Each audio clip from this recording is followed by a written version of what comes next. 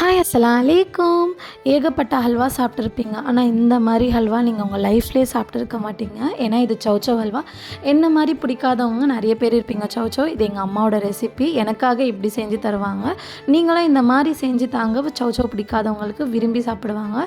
சௌசௌ நல்லா க்ளீன் பண்ணிவிட்டு நல்லா கிரேட் பண்ணி முடிச்சதுக்கப்புறமா பச்சை தண்ணியில் போட்டு ஒரு 2 வாட்டி வாஷ் பண்ணிவிட்டு அப்படியே நான் ஸ்லோ மோஷனில் அடுப்பை ஆன் பண்ணுறதுக்குள்ளே நீங்கள் சப்ஸ்கிரைப், லைக், கமெண்ட் பண்ணிடுங்க. அப்போ தான் இந்த மாதிரி ரெசிபிஸ்லாம் உங்களுக்கு வந்து சீக்கிரமாக சேரும். கனமான பேன் எடுத்துகிட்டு அதில் கீ போட்டுட்டு முந்திரி, பாதாம்லாம் போட்டு நல்லா வறுத்துக்கோங்க.